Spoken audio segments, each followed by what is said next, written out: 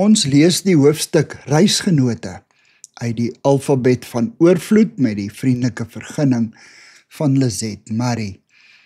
Lisette sê, jare gelede het ek gereeld met ons honde by die damme naby ons huis gaan stap. Een laat someroggend loop ek 'n middeljarige vrou raak, uitgerugs in laag op laag stapklere, 'n dik baadjie, swaar stewels, 'n rugsak, 'n hoed en 'n stapstok. Nogal vreemd het ek aanvanklik gedink. Ek het haar weer en weer teëgekom en na 'n paar sulke ontmoetings het ons begin gesels. Sy is 'n weduwee, 60 jaar oud. Sy oefen vir die Camino de Compostela staptog. En net daar op die wal van ons dorpsdam waar voëls en eende tussen die riete nes maak, begin 'n besonderse vriendskap.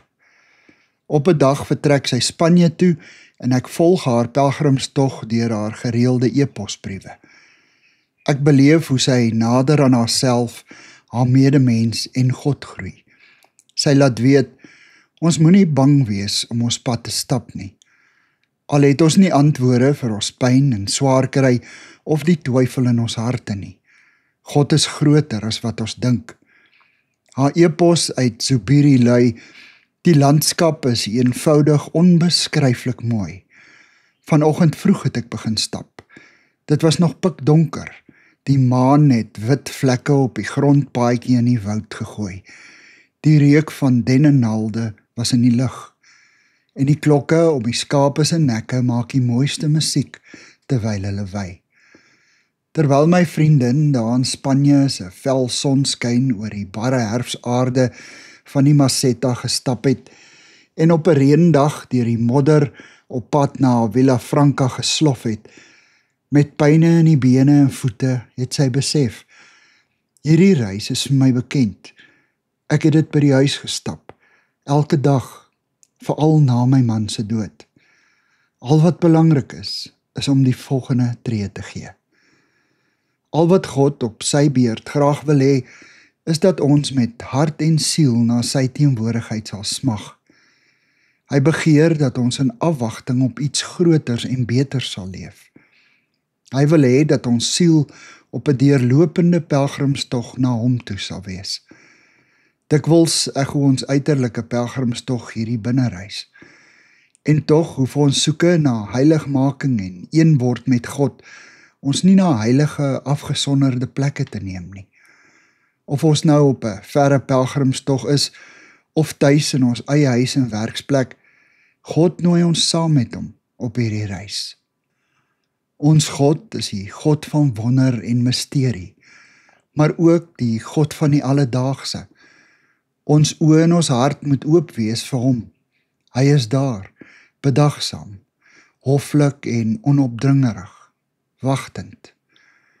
Op ons reispad leer ken ons die fyn nuances van sy stem.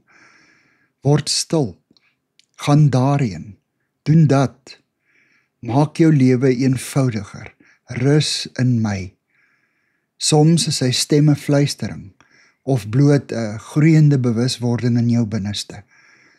Dis in die eerste grou lig van 'n nuwe dag, in die skemering van die aandstilte. Maar dis ook midde in die geharwar van 'n besige dag, wanneer jy afsak in die beskutting en stilte van sy teenwoordigheid. Uit hierdie beskutting groei begrip en 'n fyn aanvoeling vir ons reisgenote se behoeftes. Ons begin om vol deernis na mekaar toe oor te leun. Ons luister na mekaar se diepste versigtinge. Ons bedien mekaar, want ons het mekaar nodig. Ons word geesgenote, kamerade, medepelgrims. Dit maak nie saak of ons lang ente saam stap of net 'n enkele kort oggend mekaar se reisgenote is nie. My en my vriendin se pad saam was kort. Sy is 'n paar maande gelede onverwags oorlede. Met ons laaste kuier, terwyl Bach se Jesu bebleed meine Freude in die agtergrond speel, sê sy, gister is verby, môre kom nog. Al wat ons het, is hierdie oomblik en 'n ewigheid by God. Dankie vir die saamkuier. Ek deel Lizet se kontak en webblad besonderhede in die inligtingsparagraaf van hierdie voorlesing. Daar is ook skakels na voorlesings van Lizet se ander publikasies wat op hierdie platform beskikbaar is.